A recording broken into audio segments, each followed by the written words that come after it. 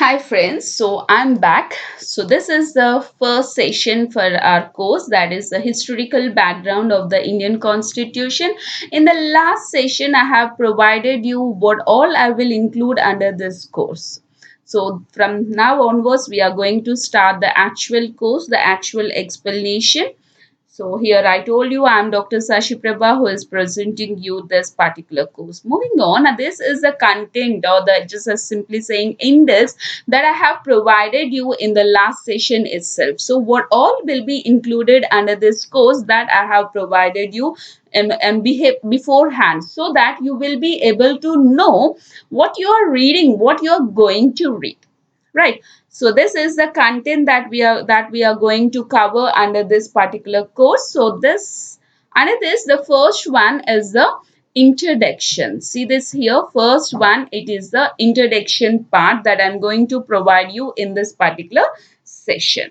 So this is the content. So this is all the content that I'm going to provide you. So now under this introduction, we will discuss about how the Britishers came to India, when they came to India, what are the different rules they have provided, what are the different acts they have imposed on us.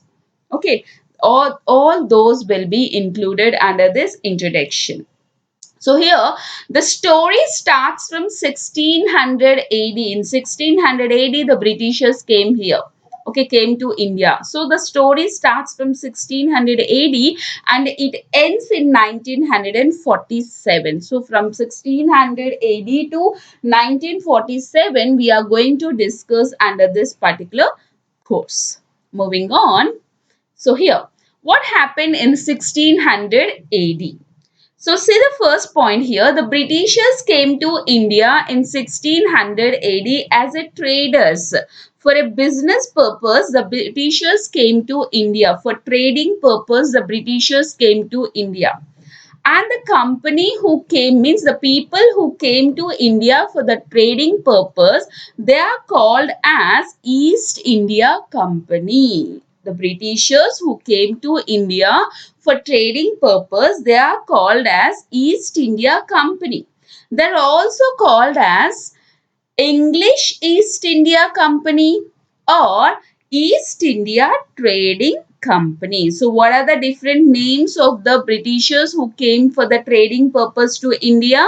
East India Company or East India Trading Company or English East India Company. So when they came to India, they came to India in 1600 AD.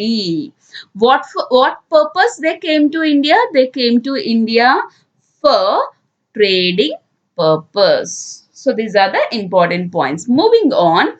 So this East India Company was the first founded by whom? This was founded by John Watts and the George White.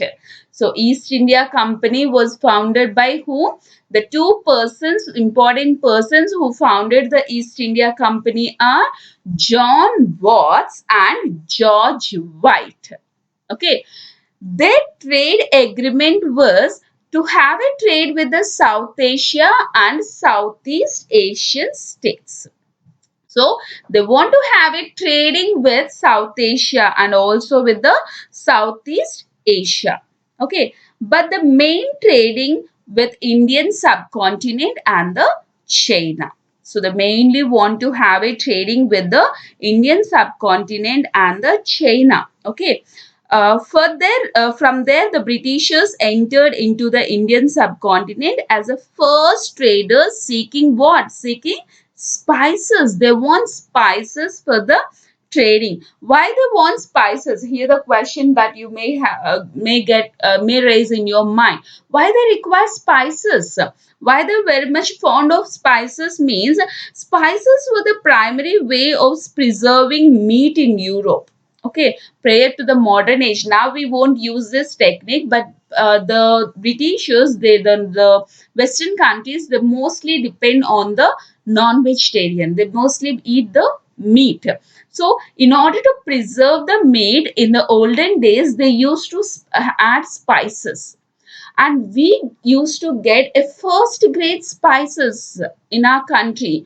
So in order to get these spices, the Britishers entered into the Indian subcontinent. Okay, now, what are the important points that we have studied till now? When the Britishers came to India, they came to India in 1600 AD. For what purpose they came to India?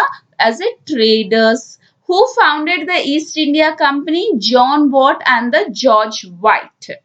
For what purpose they came? For the trading of spices. Moving on. So here, the East India Company have an exclusive rights to trade in India. Okay, they never involved in the political or the administrative matters in India. They just involved in the trading purpose only.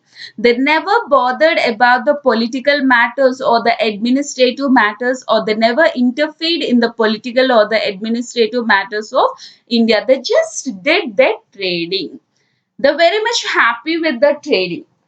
But all of a sudden in 1765, they started involving in the matters of the political and the administrative matters of India. So what happened in this 1765? Why they involved in the political and the administrative matters of India? Means in this year in 1765, the East India Company, they got the Diwani rights from Bengal, Bihar and Orissa. So what they got in 1765? They got the Diwani rights. From which states they got the Diwani rights? From Bengal, Bihar and Orissa. They got the Diwani rights. With these Diwani rights, they started involving in the political and the administrative matters of India. So the next question that raises is, what is this Diwani rights? What is this right that made the Britishers to involve in the political and the administrative matters of India? Means Diwani rights means rights over the revenue and the civil justice. So revenue rights over the revenue and the civil justice of India are called as Diwani rights. Okay. So from which places they got these Diwani rights? From which states they got this Diwani rights? They got the Diwani rights as the rights over the revenue and the civil justice of the Bengal, Bihar and Orissa. So what is Diwani rights? Diwani rights means rights over the revenue and the civil justice. So when they got this Diwani rights?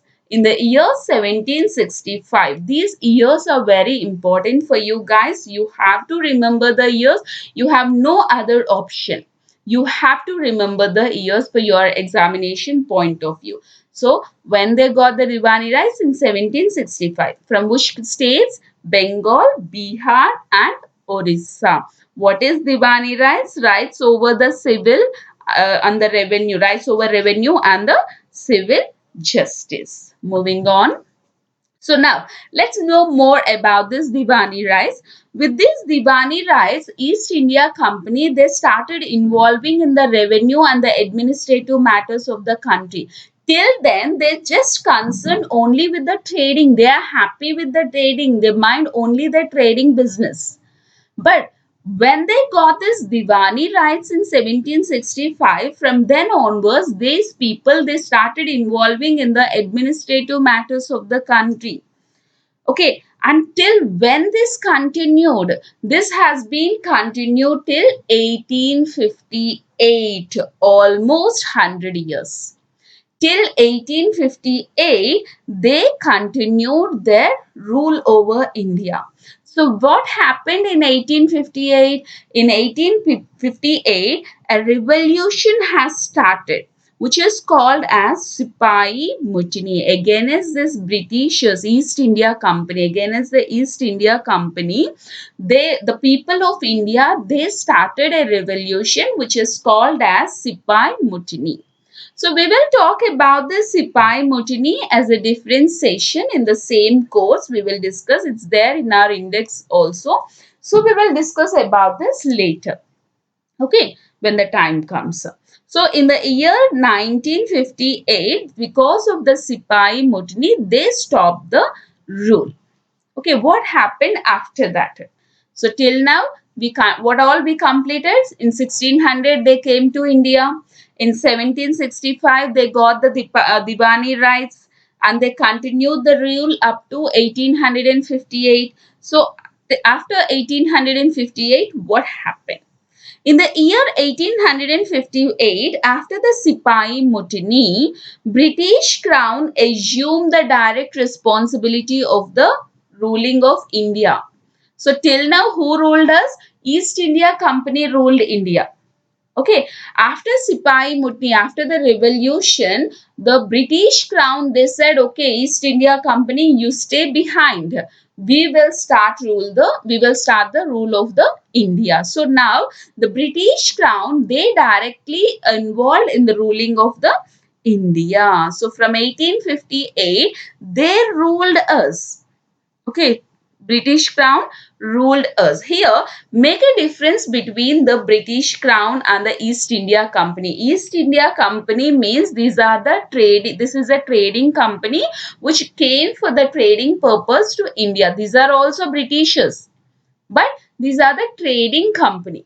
What is British Crown? Wherever you get the word crown, it means that the Queen of British. So just like the kings we used to have in India, for British we used to have a queen.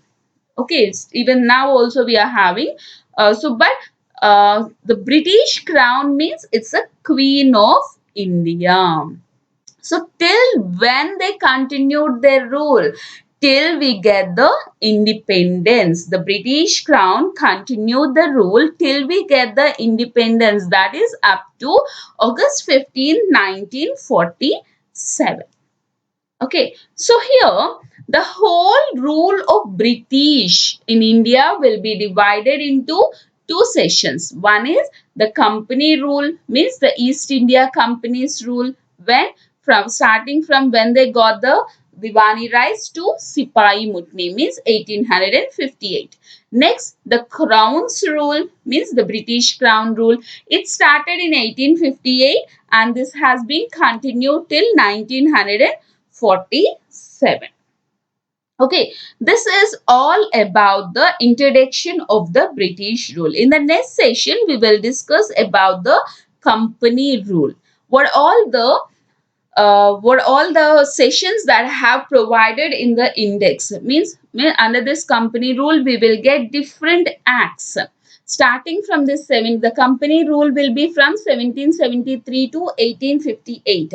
So starting from 1773 to 1858, in between, what all the acts that we got, each and every act will be discussed. So this is the introduction part. So in this introduction part, what are the important points that we have discussed? First thing, when the Britishers came to India, 1600. With what name they came to India? As an East India Company. So when they got the Diwani rights, 1765. What do you mean by Diwani rights? Rights over the revenue and the administrative. Till when they continued? 1858. What happened in 1858? We got Sipahi Mutiny. So next starts the Crown's rule. So British Crown's rule till when to starting from which year to which year? 1858 to 1947. So this is the introduction of our story. Now in the next session, we will start with the first one here, that is the company rule, which starts from 1773 to 1858. So let's meet in the next session where we will start with the company's rule. That's all for today's session, guys. Take care. Bye-bye.